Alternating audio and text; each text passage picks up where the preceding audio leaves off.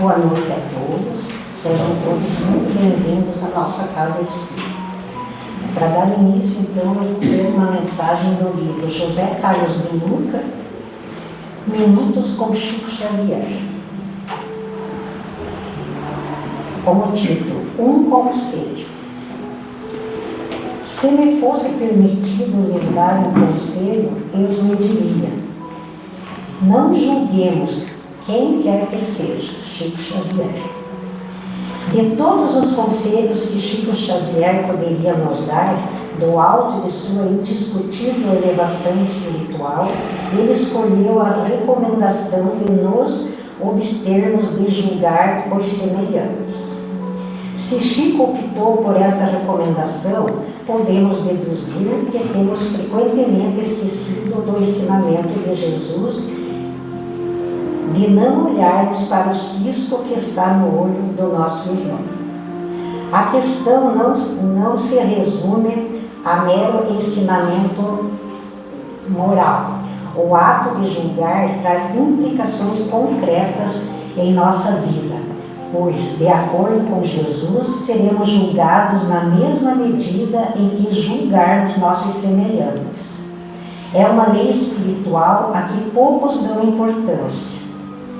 Quando critico alguém, estou abrindo campo para ser criticado na mesma medida, no momento em que chegar a minha vez de me equivocar. Quando sou intolerante com o próximo, quando não perdoo, dou margem para que intolerantes cruzem meu caminho e sejam implacáveis com meus deslizes. Muitas influências espirituais negativas nascem no momento em que nós lançamos impiedosamente como árbitros da vida alheia. Atiramos pedras, mas estamos com o passado manchado de equívocos. E quando, apesar de nossas quedas, atiramos pedra nos que estão caindo, damos oportunidade para que sejamos alvo das pedradas que partem de nossos desafetos espirituais, companheiros de outras vidas, a quem prejudicamos de alguma forma. Quem julga se condena. Quem abençoa e compreende abre caminhos para a felicidade e para a paz. Espalhe sua luz. Somos imagens e semelhanças de Deus. Todos nós temos uma luz interior que precisa ser alimentada para brilhar. O mundo e o ser humano precisam dessa luz. Alimente sua alma com amor, boas atitudes, generosidade, perdão, paz e harmonia. Explanda sua luz e energia, resplandeça para a humanidade e contagie a todos com seu esplendor. Assim seja. Então, com essa mensagem, essa oração, nós damos por aberta a reunião de hoje. O palestrante é o José Carlos, popular Zé.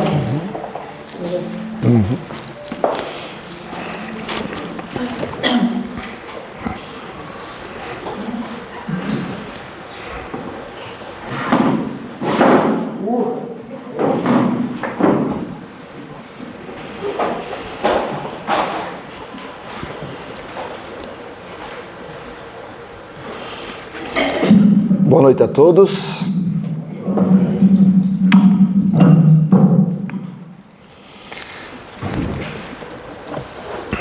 Que a gente possa ter uma noite bastante agradável, possa aproveitar esse nosso espaço de tempo hoje, recebendo toda essa energia que a casa nos proporciona, recebendo essa energia que vocês também trazem para casa e recebendo também esses fluidos que a espiritualidade deposita aqui e que tão bem faz para a gente, né? Harmonizando e equilibrando, e também faz bem para a nossa vida natural, né? Que assim seja, que tenhamos uma noite abençoada aí. Aliás, abençoada é a doutrina espírita. Perdão.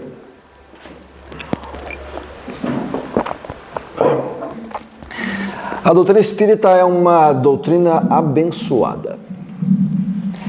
Ela é uma bênção no coração das pessoas que permitem que ela se transforme numa árvore frondosa, né? Que produza raízes na gente, que produza frutos, que faz com que a gente tenha uma capacidade de passar essa jornada terrena assim com um pouquinho mais de levedura, um pouquinho mais de harmonia, que ela seja um pouco mais agradável.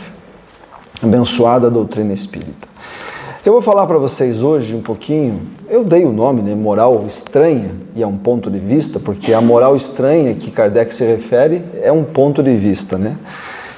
No capítulo 23 do Evangelho segundo o Espiritismo, o Kardec vai trazer para nós algumas passagens, algumas frases de Jesus, e vai tecer alguns comentários. Devido às diversas interpretações que essas frases acabaram recebendo no tempo e na história. E ele vai chamar esse capítulo de moral estranha. Por que moral estranha? Porque para alguns desavisados, parece, apenas parece, vou repetir, somente parece que Jesus está ensinando uma moral inversa, falsa, estranha da moral normal que ele ensinou, exemplificou e vivenciou. Por isso, moral estranha. Eu vou usar uma das passagens, que são 4, mas eu escolhi uma que tem mais conteúdo e dá mais margem de interpretação e entendimento. Tá? Essa passagem está em Lucas, no Evangelho de Lucas. Também está no Evangelho de Mateus, mas como o Kardec vai usar Lucas, eu vou seguir o mesmo caminho. Tá? Conta Lucas, que era médico, né? Lucas foi médico. Lucas era um homem que escreveu o 4º Evangelho, e ele era médico. Por isso que tem tanto hospital, né? Tanta clínica São Lucas. Lucas foi filho de um escravo grego. Era um servo, ele e a família, na casa de um senhor romano, né? Teodoro. E depois ele descobre que o pai dele era aquele senhor romano, que tinha uma posse muito grande, e ele favoreceu, né? Dando a capacidade dele estudar medicina em Alexandria, na Grécia, no Egito, né? E depois a capacidade dele poder correr o mundo na época à procura daquele Deus que ele tanto almejava entender. E ele vai se deparar com Paulo em Antioquia, uma cidade que na época era na Síria, hoje fica na Turquia. E lá, pela primeira vez, ele vai conhecer a história de Jesus. E vai ficar fascinado. Fascinado. E é ele que dá o nome das pessoas que seguem Jesus de cristãos. E o seu evangelho, por ele não ter convivido com Jesus, é feito de entrevistas. Entrevistas com os apóstolos, alguns, principalmente Pedro, e entrevistas com Maria. E eu acho que por isso que o evangelho de Lucas ele é tão sentimental, porque ele tem um porém da mãe de Jesus. E ele conta nessa passagem que num determinado dia Jesus estava nas areias do mar da Galileia, na praia, pregando, como ele fazia sempre. E em determinado momento ele pede para que as pessoas que estão ali, que o seguem, já era uma multidão, atravessem com ele o lago. E as pessoas começaram a se dirigir para os barcos. Alguns, porém, desistiram e voltaram. Outros ficaram paralisados. Jesus, então, se aproxima de um desses homens que ficou paralisado. E vai fazer agora um convite particular. Ele olha nos olhos desse homem e diz: segue-me. Segue-me. E esse homem, então, vai fazer um pedido a Jesus. Ele diz assim: Senhor, permita-me que vá eu primeiro enterrar o meu pai. Pedido justo, né? O que vocês acham? Alguém teria outra prioridade na vida que, com o pai morto, não fosse sepultá-lo? Alguém faria alguma outra coisa? Acho que não. Então é um pedido justo. E a gente espera que Jesus, pela sensibilidade dele, vai compreender o pedido. Mas a resposta de Jesus é que é intrigante. Jesus responde assim: deixa que os mortos enterrem os seus mortos, e tu vai e anuncia o reino de Deus. Não parece que Jesus está sendo um pouco grosseiro, snob, insensível? E é isso que torna essa passagem complicada para a interpretação. Deixa que os mortos enterrem os seus mortos, e tu vai e anuncia o reino.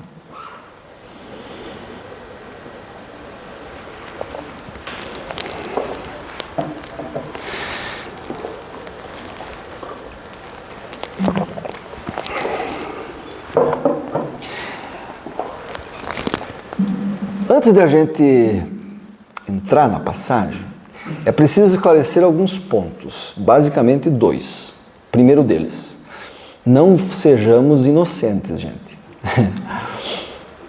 Se Jesus é esse Espírito que a doutrina espírita nos apresenta, e outras doutrinas também, que há 4,5 bilhões de anos, quando o nosso planeta tirava as primeiras partículas de hélio e hidrogênio lá do Sol para compor aquela poeira cósmica que depois se tornaria essa Terra, e ele já estava ali, comandando, liderando todo esse processo, se ele é esse Espírito,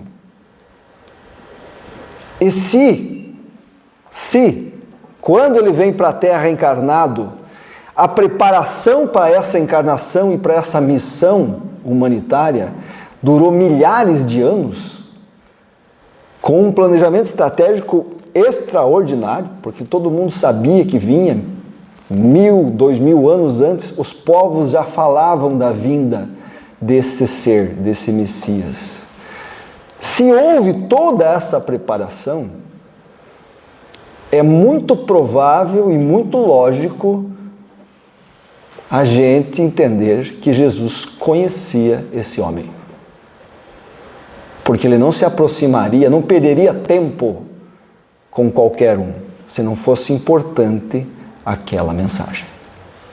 Isso é importante dizer. Então Jesus conhecia esse homem. Não só o homem que andava pela Galileia, mas o Espírito que ali estava presente na frente dele. Ele conhecia. E aí, a partir dessa lógica, nós poderemos também tirar 2 possibilidades. A primeira é que Jesus sabia que esse cara estava dando o que a gente chama aí de migué. Você sabe o que é o migué, né? Sabe quando você te convida para um negócio e você não quer ir? E você dá um desculpão? Sabe? Então aquele cara que falta no emprego porque a vovó morreu, e a vovó já morreu 3 empregos dele? Isso é um migué. Talvez esse cara tenha se dando um migué. Mas tem outra possibilidade, que é a que eu acredito mais viável. Ele não ia voltar. Não ia voltar. E Jesus sabia disso. Porque a fascinação que ele tinha pela matéria ainda era maior do que o compromisso na área espiritual. Eu acho que Jesus entendeu dessa forma. Então ele vai passar, aproveitando aquele espaço de tempo, vai passar um ensinamento para nós.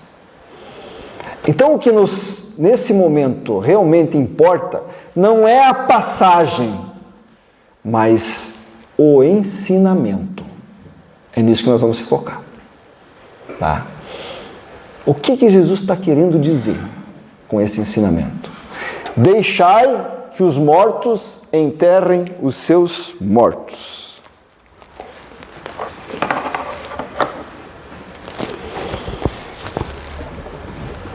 Uma vez perguntaram para Buda,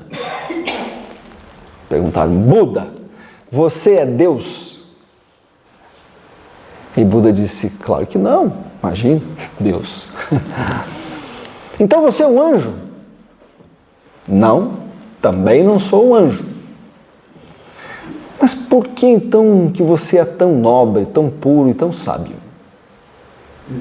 E Buda calmamente respondeu com 3 palavras, que na verdade são sinônimos, dependendo do contexto da afirmação. Esse é o caso. Ele diz assim,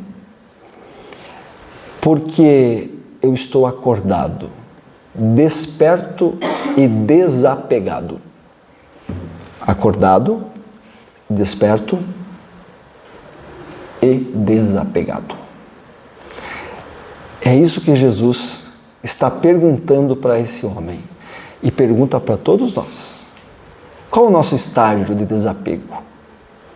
Qual o nosso estágio de estar acordado para as coisas espirituais? Essa é a pergunta. Jesus está fazendo aí um teste de maturidade espiritual.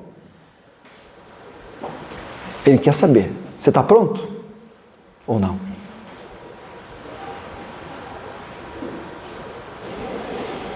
E essa pergunta, essa oportunidade de ingressar na consciência espiritual, nós recebemos muitas vezes na nossa vida. Mas é um teste. Jesus pergunta, você está pronto? Porque às vezes, muitas vezes, nós temos problemas na vida. Temos problemas. Algo da matéria em que a gente está sempre focado na matéria, está sempre brigando, tentando, lidando, algumas portas vão se fechando, mas são pequenas portas. Quando fecha uma, você vai para outra, e você fica lá. E não vai te atrapalhar. Mas são pedidos para que você mude a direção. Se você não muda, uma porta maior se fechará. Inevitavelmente. Uma porta da matéria que te interessa muito. Para que você perceba que você está no caminho errado. E você mude o foco. E aí uma portinha da linha espiritual começa a se abrir para você. E a gente acha que é um problema. É uma oportunidade. Há 13 anos atrás eu conheci a doutrina espírita porque uma baita de uma porta fechou para mim. E depois, pouco tempo depois, eu compreendi que não era uma porta que se fechou, mas uma oportunidade grandiosa de mudar a forma de consciência e de vida. O problema é que a maioria das pessoas tem essa oportunidade. Mas basta abrir novamente um pedacinho, uma fresta da porta da matéria, que volta a se concentrar nessa vida ilusória. E quem trabalha dentro da doutrina espírita, quem conhece casa espírita sabe o que eu estou falando. O que entra de gente por aqui e tem a oportunidade de se deparar com um conhecimento extraordinário. Mas basta se equilibrar um pouquinho e já volta a dormir de novo pela ilusão da matéria. Vocês estão entendendo o que eu estou falando? É isso que Jesus está propondo para esse homem. Você está pronto? Você está pronto? Ou você ainda adora a matéria? E tem uma frase tibetana que eu trouxe que eu achei extraordinária e cabe muito bem nessa condição. Os tibetanos dizem assim: aquele que venera um corpo morto está mais morto que o próprio morto. Sem julgamento nenhum, gente. Não estamos aqui para julgar ninguém. É um teste de maturidade espiritual. Se você ainda venera um ritual sobre uma matéria morta, porque pensa bem, o pai dele não está lá. Não está mais lá. Aquele corpo é matéria e está apodrecendo. Esse nível de consciência é que é necessário. Porque ninguém perde ninguém, gente. Ninguém perde ninguém. O sentimento que a gente produz pelas pessoas, ou que a gente já trouxe pelas pessoas, continuará com a gente, sem problema. O que a gente perde é um corpo. Perde o corpo. É o que Jesus fala de o que fica é o que as traças comem, a ferrugem consome e os ladrões roubam. Matéria. E matéria se destrói naturalmente. É assim, o processo é esse. Não tem como mudar. O Emmanuel dizia assim: tudo que os nossos olhos físicos enxergam, ou já está morto, ou está morrendo. E é verdade. Quando a gente nasceu, nós já estamos entrando no processo de morte, não é verdade? Estamos morrendo. Todos nós que estamos aqui, estamos no processo de morte, porque esse corpo é físico, é matéria, e vai embora. E nós? Ficamos com ele? Não. A essência continua. A saudade continua. A vida continua. E às vezes, esse convite que você recebe para entender isso, entender que a matéria que está aí fora, que você dá tanto valor, vai se destruir, esse convite não vem duas vezes. Não vem. Talvez você não tenha o tempo. É isso que Jesus está mostrando a esse homem. Talvez não tenha mais tempo, porque nós não somos dono do tempo. Muitas vezes, o que a gente acha importante demais na nossa vida, precisa escapar das nossas mãos para que a gente dê importância ao que é real. Essa é a ideia. E talvez a gente não tenha tempo.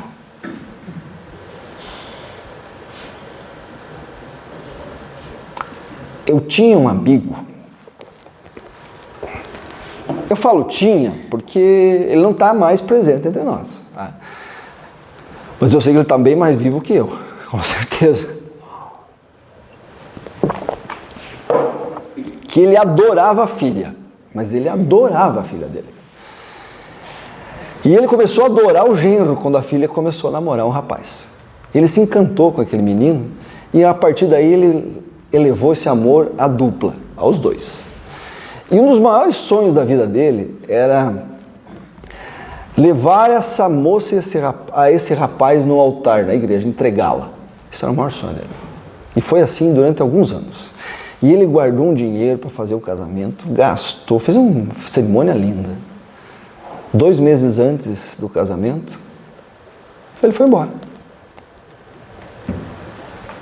Foi embora, desencarnou. Nós não somos donos do tempo.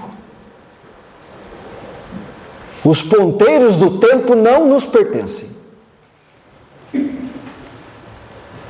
Você não sabe amanhã. Então, às vezes, aquilo que você foca demais pode ser uma grande frustração para você. Não perca a oportunidade. Não perca a oportunidade de fazer aquilo que você pode fazer quando você está perto das pessoas. Não faça isso. Portanto, gente, o convite de Jesus está aí. Fica comigo, segue, deixa fluir, desapega, larga um pouco disso aí de fora e vem comigo. Esse é o convite dele.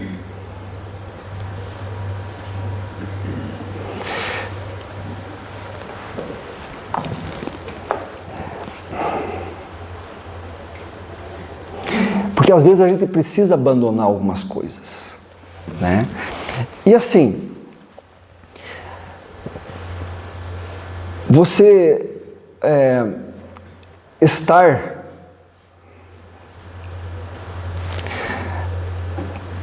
recebendo um convite que a gente vai receber todos os dias,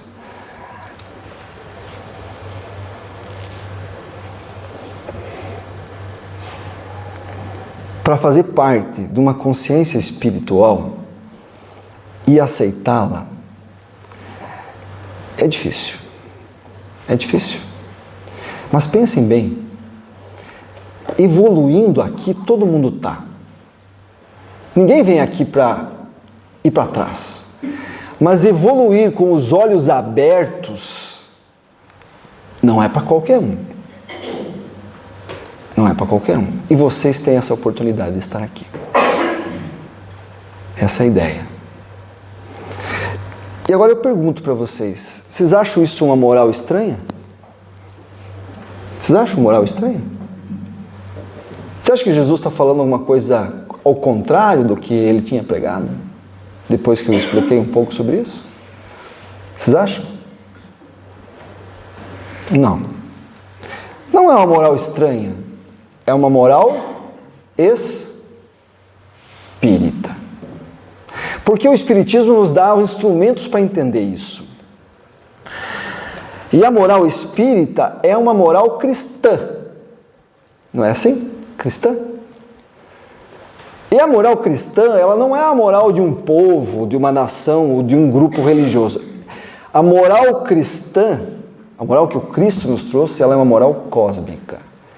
Cósmica, vou repetir de novo, cósmica. Ela não é a moral da Terra, muito pelo contrário. Ela é uma moral universal. Por quê? Porque as leis de Deus, elas regem todos os universos, não só o nosso planeta. Então, em todos os lugares que vocês forem, haverá uma moral cristã. Quando vocês desencarnarem, pode ser que vocês saiam desse planeta e forem para outra, se vocês levarem essa moral e aprenderem o Evangelho que Jesus trouxe, vocês vão estar bem servidos. Fiquem tranquilos. Eu brinco com um amigo meu que é meio... Ele não é ateu, mas ele não acredita em Deus. Mas ele acredita em extraterrestre. Ele adora extraterrestre. E aí eu brinco, uma vez eu brinquei com ele e disse assim, cara, se chegasse os extraterrestres aqui agora, passasse uma nave aí, chegasse uma civilização que está aí, sei lá, 1 milhão de anos mais avançada que nós, né? E ele descesse da nave e você pudesse fazer a seguinte pergunta para ele: você é cristão? O que vocês acham que eles responderiam? Sim ou não?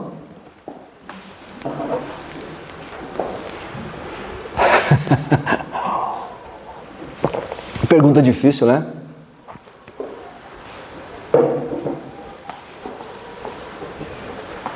Ninguém vai arriscar?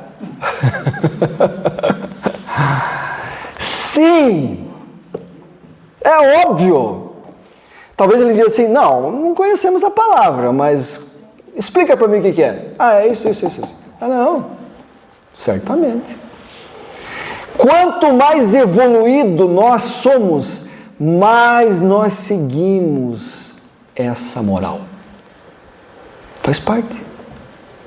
Quanto mais atrasados, mais nós a negamos. Essa é a ideia. É uma moral cristã. Só depende do nosso ponto de vista. Esse é o problema.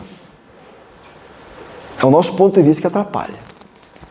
E o Kardec vai trabalhar essa ideia muito bem no capítulo 2 do Evangelho segundo o Espiritismo, onde ele intitula o capítulo como Meu Reino Não É Desse Mundo, justamente por isso. Ele vai dar lá um item que ele chama de ponto de vista. E aí ele escreve o seguinte, ele diz assim, sob o ponto de vista da vida terrena, olha que interessante, em cujo centro o homem se coloca, porque aqui na Terra nós somos o gás da coca, né? A última bolacha do pacote. Se bem que a última bolacha do pacote sempre é quebrada, mas vamos usar esse mesmo, né? Aqui nós achamos o máximo. E tudo tem que girar em torno de nós. Tanto é que a gente chama os que vivem fora da Terra de extraterrestres. os que vivem fora, nós que estamos certos, eles não. Tá? Então, em cujo centro o homem se coloca, tudo se agiganta ao seu redor, tudo adquire aos seus olhos enorme importância. Então, quando a gente está aqui, tudo que está dentro da nossa ótica de vista é importante, é o que mais importa. É como um homem que dentro de uma cidade vê tudo grande em seu redor, os cidadãos iminentes, os monumentos, mas que subindo a uma montanha tudo lhe parece pequeno. Ponto de vista. Quando a gente está aqui numa cidade, nossa, tudo é grande. Os prédios, as pessoas importantes, meu Deus, esse cara é muito importante, olha o poder que ele tem, olha o que ele tem. Tudo é grande. Mas se você sair da cidade e for uma montanha e olhar a cidade lá de cima, nossa, que insignificante que é essa cidade. Coitado, um monte de formiguinhas. E olha aquela ali que é maior ainda, também é pequena. Porque a tua visão se amplia. E você começa a ter uma visão ampla da situação. E percebe que você é que estava errado no teu ponto de vista. Ponto de vista. Ponto de vista. Isso é que a gente precisa mudar. Nós precisamos abrir o nosso foco de ponto de vista. Mas isso é difícil. E é muito natural que isso é difícil.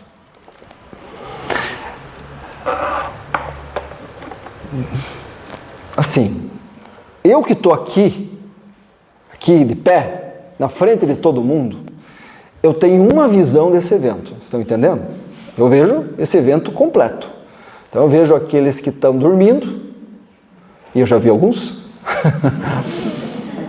Eu vejo aqueles que estão borboleteando, pensando lá na morte da bezerra, e eu percebo também. Eu vejo todos vocês nos lugares, eu conheço cada um. Ou seja, eu tenho uma visão privilegiada do evento. Ok? O Zé, que está lá naquele fundo, que também estava dormindo, a visão dele, que está no cantinho lá, é extremamente limitada. Muito diferente da minha. O que ele vê de lá? Ele vê pelos pescoços de alguém, eu e os pescoços. Extremamente limitado. Mas se o Zé vier aqui, ele vai mudar completamente a perspectiva. Quando a gente está encarnado, a nossa visão é limitada. Nosso ponto de vista é extremamente limitado. Quando a gente desencarna e vem para cá, a nossa visão se amplia. O nosso ponto de vista muda. E aí você percebe coisas que de lá jamais você teria a capacidade de compreender. Quando você vem para cá, desencarna, você percebe que aqui é a vida normal, é a vida real. Lá, você estava morto. Morto. Morto no sentido de pequenez de perspectiva, estão entendendo? A tua visão é muito limitada para você querer interpretar o universo, o psique humano, a espiritualidade, as emoções dali. Quando você está aqui, desencarnado, você começa a perceber tudo diferente. E muda o seu ponto de vista. É só isso. É só isso. E quando você tem esse ponto de vista, as dificuldades daquela vida encarnada ficam bem mais leves. Não é verdade? Porque quando você está encarnado, a encarnação é a coisa melhor do mundo, é o top. Ó, poxa vida, eu estou encarnado e eu sou o cara. Eu tenho isso, eu faço isso, eu sou o cara. Quando você desencarna, você percebe que aquele lá é um insignificante espaço de tempo, acabou. Foi. Mudou o teu ponto de vista. Agora, se você tem esse ponto de vista encarnado, a vida fica mais leve, mais tranquila. Porque você percebe que, assim como a vida termina rápido, os problemas também passam. Então a gente para de dar importância demais a problemas demais. E a tua vida fica mais tranquila. Aquelas pessoas hipócritas, aquelas pessoas ingratas, mesquinhas, invejosas, que só fazem mal para você, não sei se vocês sabem disso, mas eu vou contar hoje. Eu vou contar para vocês. Elas também vão morrer. Vocês sabem disso, não? Vão morrer. Olha eu desejando a morte dos outros aí. Elas vão morrer. E quando elas estiverem aqui, muda o ponto de vista. Daí elas vão olhar aqui e vão dizer assim, meu Deus do céu, que vergonha. Eu estava brigando com a Gislaine por causa de um namorado. Com a Janete por causa de um terreno. Vocês estão entendendo? Nós damos tanta importância para coisas supérfluas quando nós estamos sentados ali, que aqui não tem a mínima razão. Ponto de vista. E quando você percebe isso, e essa é a oportunidade que Jesus está dando para todos vocês, e deu para esse homem que não quis, é de enxergar isso encarnado, e levar a vida mais leve, mais tranquila. Bem mais tranquila. E aí vem a pergunta da noite. Essa é a pergunta da noite.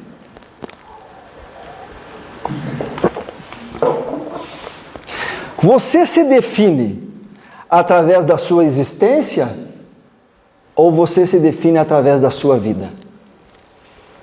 Quem é você? Qual o teu nível de pensamento e consciência?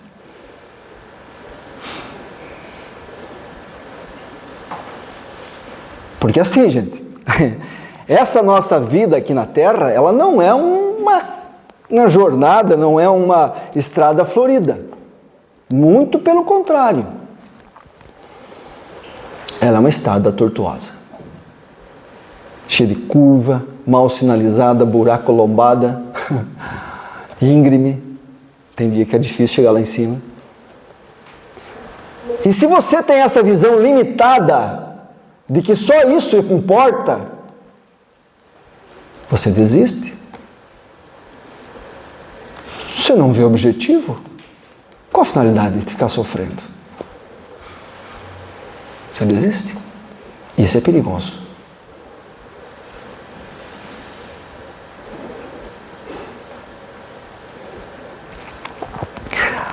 A nossa encarnação, ela não é uma linha reta. Eu já estou indo para o final, tá? Já cansei de falar. Ela não é uma linha reta. E isso é importante falar. Porque tem gente que acha, até espírita, que acha que a gente vem com uma programação lá em cima e segue. É um destino. Não é assim. Definitivamente não é assim. A nossa encarnação, ela é uma rede. Uma teia de possibilidades. Possibilidades.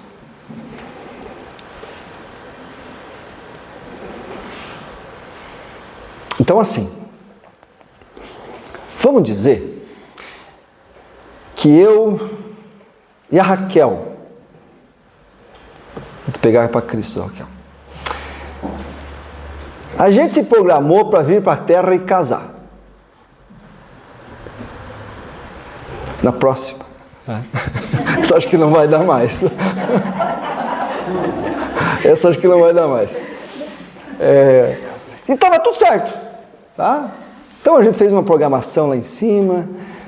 A gente ia nascer em Taiópolis, ia se conhecer num colégio, ia namorar nas dancinhas do clube, né? Ia casar. A espiritualidade já tinha programado para nós uma profissão dentro das experiências que ela tem e que eu tenho, né? Profissões. alguns filhos, talvez 2, 3, sei lá, já tinha dado essa possibilidade de dar essa oportunidade para mais espíritos vir ter também experiências aqui através de nós, show de bola, estava tudo certinho. A gente casou, beleza. 10 anos de casado, a Raquel olha para mim e diz assim: eu cansei, estou indo embora e vai me deixar. Não é uma linha reta. A nossa encarnação não é uma linha reta. O que a espiritualidade faz? Reprograma. Plano B. Plano B. E fiquem tranquilos, tem B, C, D, E, F, G, tem o alfabeto inteiro. E se duvidar, tem B2, B3, B4, B5 e assim por diante. Reprograma. Reprograma. É assim que funciona. É uma rede de possibilidades. Mas é livre-arbítrio teu, o livre-arbítrio da Raquel. Ela resolveu me deixar. É um cara chato demais, não aguento mais. Vou embora. Está entendendo? A nossa encarnação ela é assim. Ela é a melhor rota possível. Essa é a programação. Mas não significa que você precisa seguir. É como o GPS. O GPS é show. Vamos dizer que a gente tem aqui daqui a Curitiba. E a gente vai pôr, você lembrou bem certo, é bem isso mesmo. E vai pôr isso no GPS, essa rota. Então eu vou daqui a Curitiba. O GPS vai traçar para nós o melhor caminho. Um caminho mais curto, com a estrada melhor, menos movimento, e vamos chegar lá no menor tempo possível, sem sofrimento nenhum. Menor sofrimento possível. A nossa encarnação é o GPS. Só que assim, às vezes a gente não segue o GPS. Então o GPS para ir a Curitiba, nós saímos daqui, chegamos no trevo, o GPS diz assim: a 200 metros vire à direita. Não vou virar. Não vou virar. Eu vou para outro lugar. Viro à esquerda. Vou em direção para Panduva. O que o GPS faz? Recalculando. Ele recalcula. É exatamente isso. Então ele vai dizer assim, depois de passar um tempinho: a 500 metros na rotatória, faça o retorno. Não vou. Não vou fazer. Continua. O que ele faz? Reprogramando. Ele vai criar uma outra rota, vai criar, só que bem mais complicada, bem mais movimento, estrada bem pior e assim por diante. Então, dependendo do nosso comportamento, a gente não segue essa rota programada e a gente muda de ideia. E a espiritualidade vai mudar também o programa.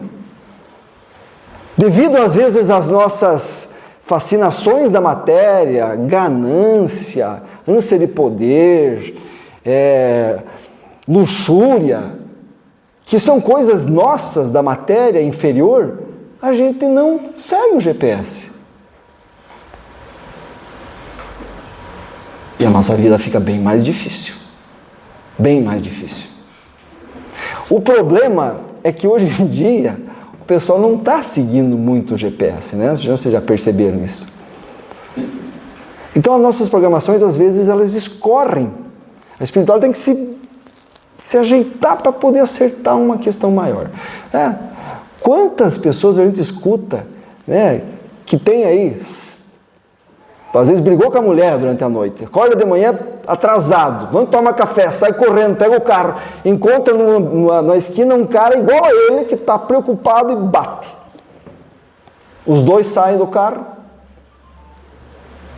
um acusando o outro, aí um cara tem uma arma, dá um tiro e mata o outro. O cara chega lá em cima, Zé Lindsmar, mas Zé Lindsmar não era para vir já. Aí não tem plano B. Esse não tem plano B. Aliás, tem. Mas não é um plano bom. Por quê? Você não tinha nada que se meter naquela briga. A tua família dependia de você, os teus filhos. Talvez agora teu filho seja um drogado, porque ele precisa de um pai, não tem. Esse outro homem foi para a cadeia. A família também vai passar por isso. Olha o débito que isso causou, porque você não seguiu o GPS. Calma. Se acalma. Ponto de vista. Se o nosso ponto de vista for só isso aí fora, é muito provável que você não siga o GPS. E é muito provável que você se dê mal. Mas se o ponto de vista nosso for olhar de cima e perceber que a vida é muito maior do que só essa correria que nós passamos no dia a dia, muda completamente a tua vida. Completamente.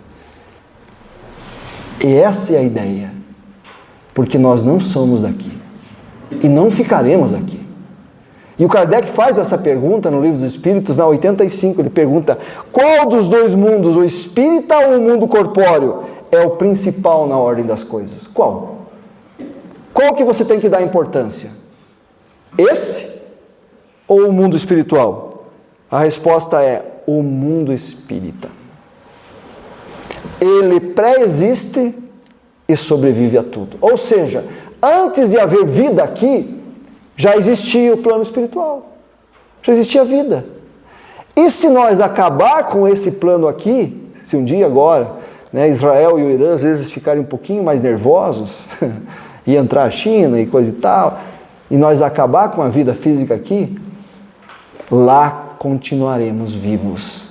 Porque nós viemos de lá e voltaremos para lá e deixaremos tudo o que é matéria aqui.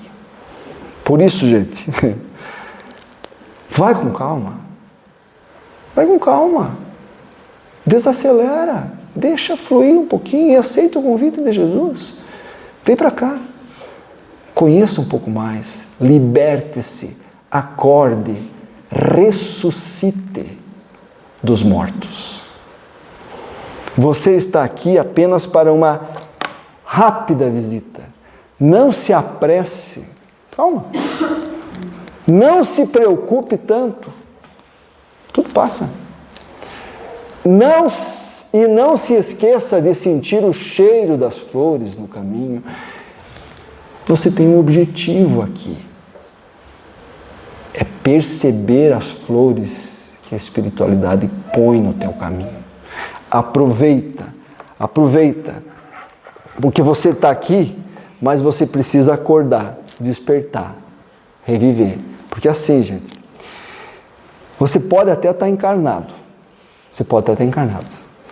Mas você não precisa necessariamente estar morto. Não precisa. Você pode estar encarnado e estar vivo. Vivo para a tua existência espiritual. Que é isso que importa. Isso que importa. Muito obrigado. Muita paz a todos.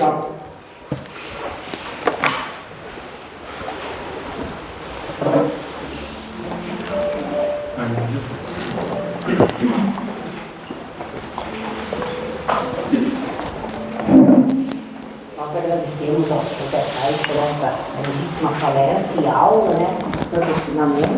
Legal, muito bom. E antes de nós entrar no passo, vou fazer a oração. Luz espírita com Jesus. Você não está sozinho.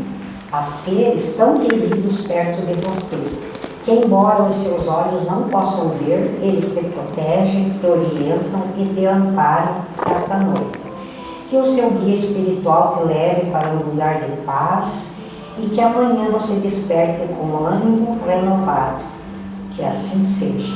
Passamos então agora para a paz.